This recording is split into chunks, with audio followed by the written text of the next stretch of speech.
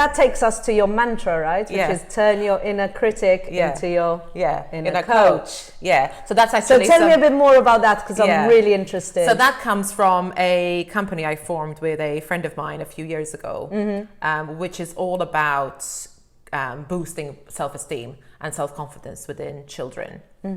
And we developed this product for children. They're positive affirmation cards for kids.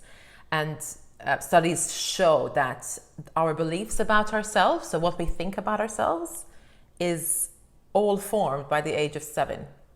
Gosh.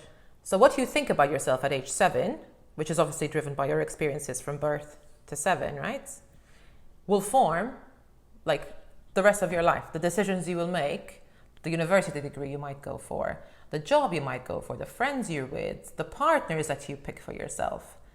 So if you don't think very much of yourself at age 7, if you don't think you're smart or capable or attractive or, you know, creative or brave or strong or sporty or anything else, that will define the course of your life. So that must have come from the place you were at. So tell me how you got out of that, because obviously you had hit rock bottom. Just to step back a little bit, because I'm really interested on your journey forward from that moment. Yeah. So as I said, I did a lot of therapy. I did a type of therapy that's called acceptance and commitment therapy, which is all about kind of turning up the dial on self-compassion and understanding what self-compassion really is. So a lot of us are very compassionate people. As humans, we're compassionate beings. We're beings that need to be in communities. We need to be together.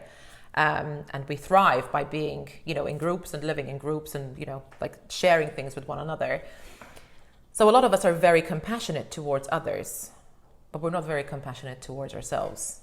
So we don't speak to ourselves, and I see you nodding. I see this is kind of hitting a note. It's true, because I'd much rather do things for other people than for myself, and it has been I'm on this journey myself.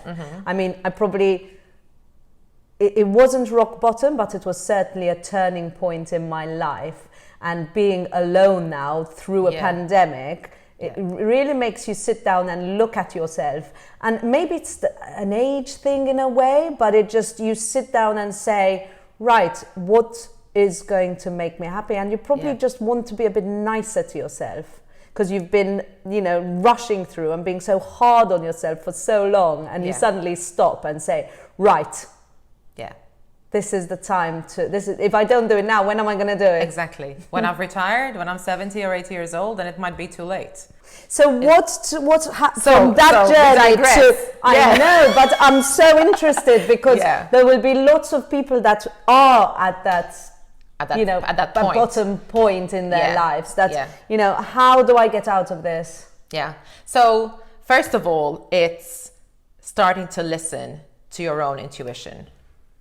Your intuition knows exactly where you need to be, but we tend to cloud out our intuition, and it gets drowned out by all the external factors that are telling us what we need to be doing. So really, and it's all about creating space in our brain, in our mind, in our life. So finding time, carving time, and no matter how busy you are, every single person I've worked with, every single person I've spoken to, no matter how busy you are, even if you are running, Pepsi Cola, you can make time for yourself. It's about learning that putting yourself first is the best thing you can do, not just for yourself, but for everybody else around you. And initially you might be sitting there and thinking, what am I doing? What is this meant to be? What am I meant to be? Practicing mindfulness is incredible at starting to give us that space, mentally. So even starting with, 1 minute, 3 minutes of mindful breathing, of doing a mindful activity, anything that you enjoy doing. So thinking about the things you love, right? What do I enjoy doing? I gave up exercise for a very long time in my life, and I have, and I said, and something I will not give up again. I won't, because you end up getting involved in so many things, and then you say, it goes to the bottom of the list. Exactly. And there's it's a whole kind of conversation for another day. There's something called the exhaustion funnel, where we take away the things we love out of our life because we feel stress and pleasure, stress and like demands. We get to a point where we've taken so much out, there's nothing left except work. And work is looking after our children, looking after family members, looking after our home, doing our actual jobs, you know, looking after our partners. And there's nothing left. There's no time left for us to rest. I'm sure a lot of women relate to that. So I do, actually I haven't done it the last few months, but I'm going to be restarting it. I do something called a Women Empowered series every Thursday night, where I talk about different kind of topics and kind of areas of emotional and psychological well-being and how we can kind of enhance that in our daily lives. And I'm also launching I haven't decided whether it's going to be monthly or weekly, so you can go to my Instagram page to find out pretty soon.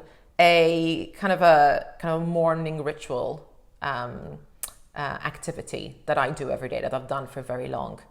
So we do a bit of kind of gratitude sharing, intention setting, affirmations, a little bit of stretching, just to really help us kind of get our day. Start the day on the right note.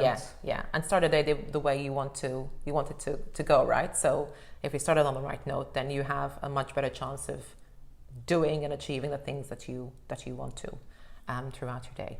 So that's coming.